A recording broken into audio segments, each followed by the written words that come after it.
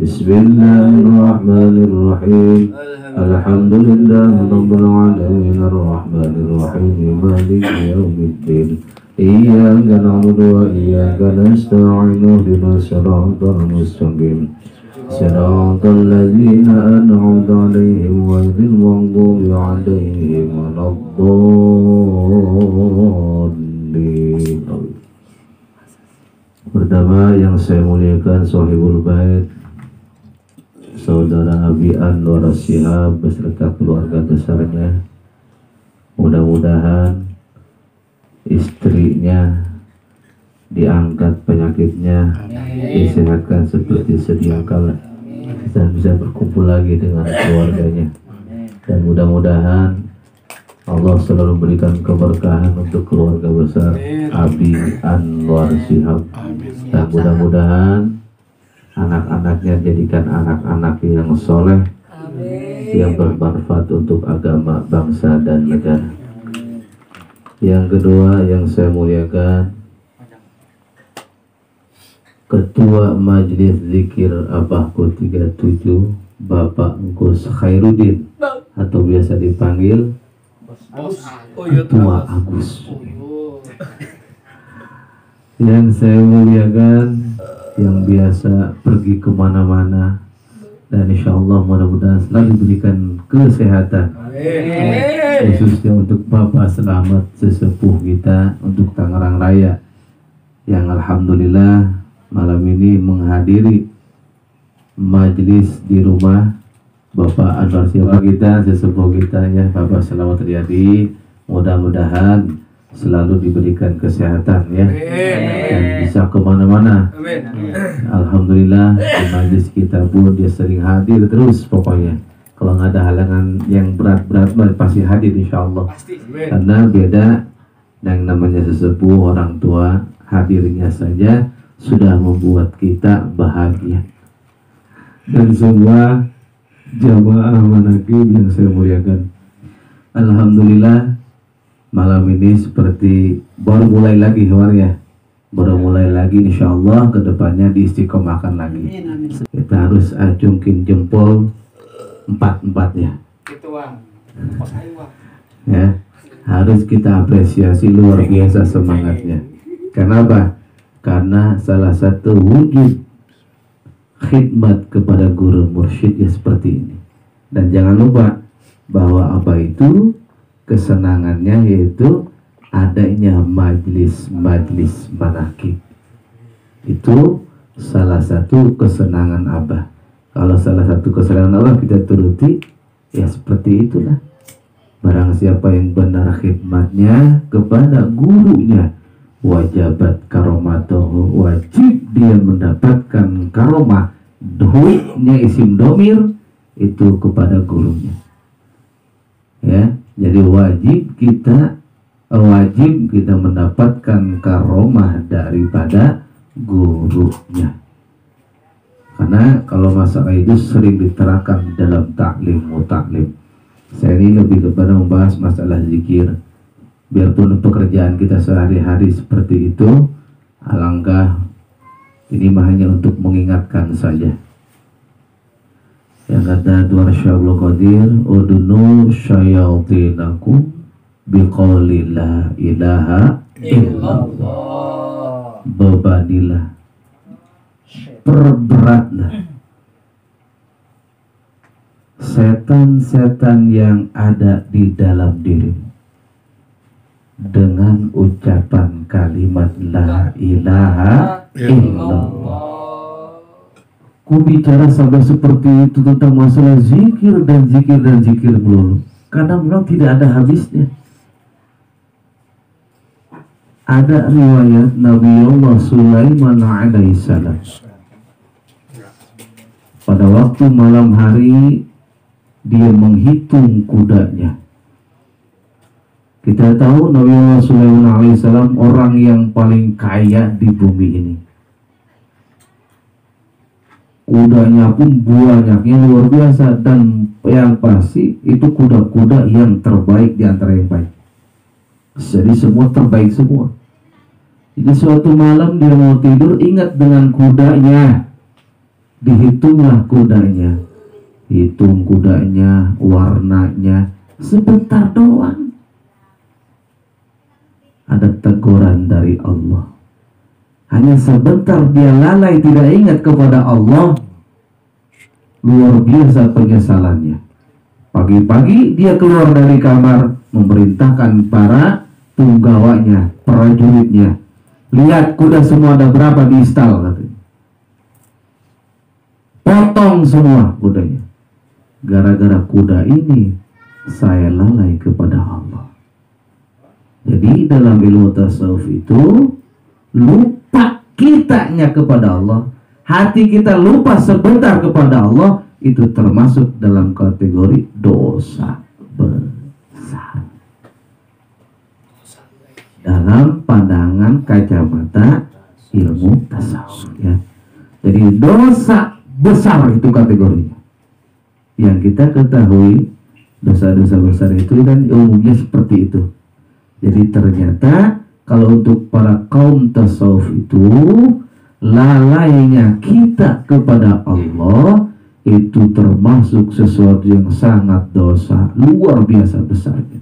Makanya di sini luar biasanya kita bersyukur kepada Allah melalui wasilah guru mursyid kita mempunyai yang disebut namanya zikir zahab dan zikir khafi.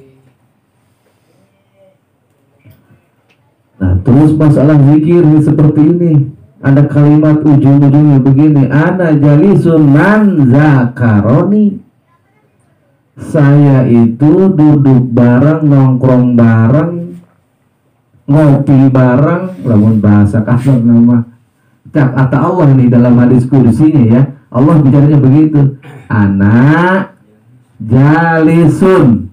Saya duduk man zakaroni, sama orang yang selalu ingat kepadaku.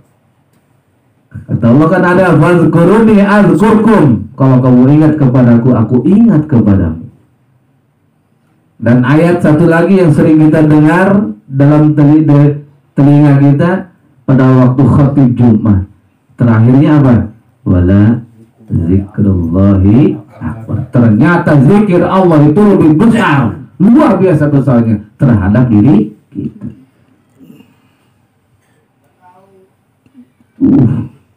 Jadi makna zikir itu sampai ke situnya, luar biasa.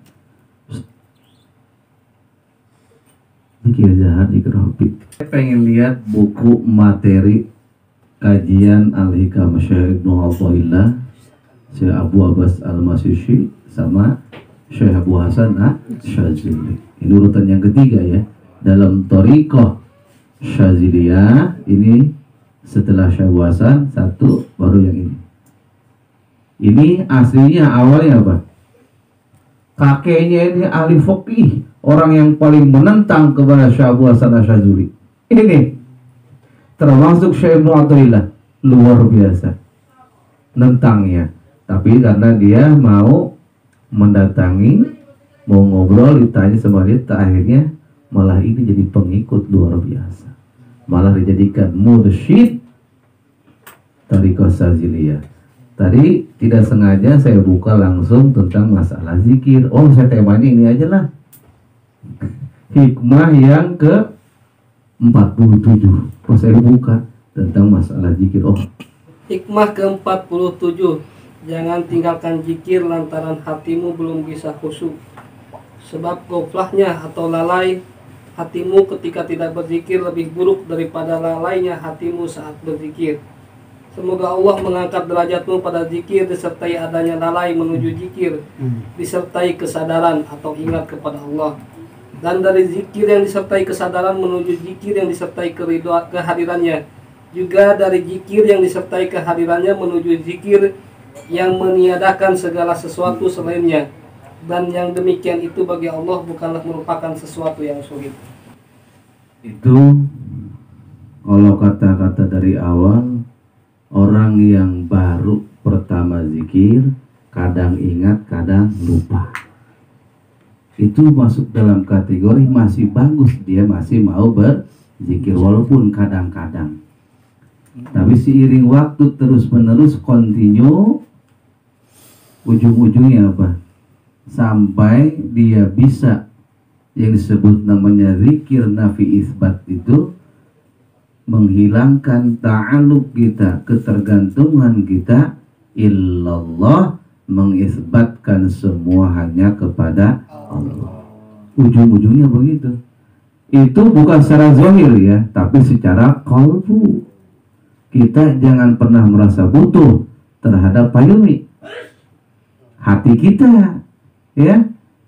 Awas tuh. Inilah pengertian hakikat daripada zikir la ilaha illallah. Hilangkan ta'aluk kita, hilangkan ketergantungan kita selain kepada Allah, siapapun itu. Karena ujung-ujungnya kalau kita menggantungkan diri kepada sang makhluk, ujung-ujungnya pasti jiwa. Inilah makna hakikat daripada zikir la ilaha illallah. Zikir nanti ke bawahnya itu ada terbagi 3. Ada zikir hasanah, ada zikir darajat, yang ketiga zikir darajat hasanah. Kalau zikir hasanah, zikir umum, ya, untuk selawatan atau baca subhanallah, itu dalam kategori zikir hasanah. Kalau zikir darajat itu zikir nafi isbat, kalimatnya la ilaha illallah. Harus dijazakan, ditalkinkan oleh seorang guru mursyid. Yang ketiga zikir darajat hasanah, itu zikir khafi. Dimanapun, kapanpun, sedang apapun, kita selalu ingat kepada Allah. Ya, itu yang disebut namanya zikir khafi. Beda dengan pada waktu tawajuh. Kalau tawajuh itu khususnya dilipatkan lidah kita. Kalau saya bahas ke dalamnya lagi, ternyata kita menzikir khafi, tahan napas, lidah kita dilipat, mulut kita ditutup, gigi kita ini kan, itu energi yang sangat besarnya, luar biasa. Jadi di sini terkandung apa saja kalau kita mau menggali di dalamnya. Kalau saya arahkan ke hal yang ke situ.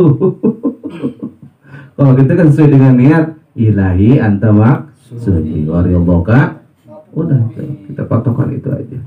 Bahkan saya pernah sowan ke sama Otin teh, jangan Pak Ketua, Pak Agus, kalau kita sakit di daerah mana, misalkan nih Warni, ada yang terasa sakit sama diri kita. Jadi pas bagian illahnya itu kencangkan, hujamkan kepada yang sakit. Itu kata Mama Otin. Ya, kata Mama Otin seperti itu. Ini misalkan telinga kita yang sakit, ilustrasikan saja, sugestikan pas bagian illahnya ke telinga. Itu menurut waktu itu ya, kita Pak almarhum Aspani sama Bu Soraya ya, berempat orang sama Pak Agus tuh. Wallahu a'lam bishawab ya, tapi itu dari Mama Otin seperti itu.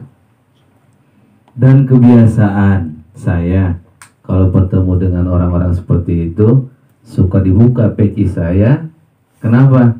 Nih kalau kita lihat mangkobah tadi yang Bayumi dibacakan, nah kayak seperti itu.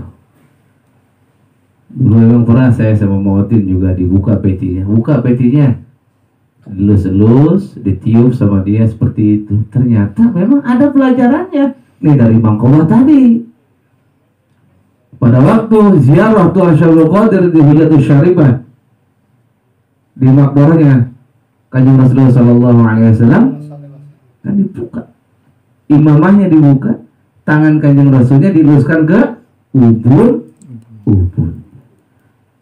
Sering lihat saya kan waktu ziarah ke siapa Ajangan Jen ya, Jalan Bilin Anwar, ke Mohotin, Kanjeng Hasan Disi, ya kan? Saya buka peci, nah itu tujuan maksudnya. Buka peci kita, luskan tangan beliau kepada ubun-ubun kita. Ini pelajaran. Jadi di mangkobah itu bukan hanya sekedar cerita kos gitu doang, tapi luar biasa maknanya. Ya Allah ya Rabb. Ya mudah-mudahan biarpun sedikit juga ada manfaatnya ya. Tapi yang pasti zikir seperti itu boleh seperti itu ya. Nah, jadi berbagai banyak cara ternyata, entah hanya zikir saja, antara khofi dan zahar. Terkandung makna hikmah luar biasa. Allahumma sholli ala sayyidina Muhammad wa ala ali sayyidina Muhammad ya syamudin qadir jalan sayyidina Muhammad qadir jalan ya maulana muhaddin abu qadir jalan ya daru syamul qadir jalan mahdu qadir jalan ya khwaja ya syah sultan ya gam ya qut ya sayyidah sadat ya ubidullah bisnabil wa syafaqul bil akhir wa jannah jamila silwa qasidana wa walibun sabit iman barakah dunia wa selamat dunia wal akhirah. Ilu susah ngarana wa puji astuti ya Allah, jangan penyakitnya ya Allah, khair dunia wal akhirah, rizqna ya fa'ina kulli khairin kulli khair dan kulli khair. Oh ya ahlal khairat wal akhirat anta Allah anta la ilaha illallah Allahumma lakal qulubi kal qulubi kal qulub wa ilaikal qulub antal qulub kulli birahmatika rabbana iftah bainana wa baina qawmina bil haqq wa dakhir fadi rabbana unzilna munzalan mubarakan wa dakhir munzilin rabbana atina fid dunya hasanah fil akhirati hasanah wa qina adzabannar wa shalli wa sallim ala jami'il anbiya'i wal mursalin walhamdulillahi rabbil alamin. Hadanallah wa iyyakum wal afa minkum wassalamu alaikum warahmatullahi wabarakatuh.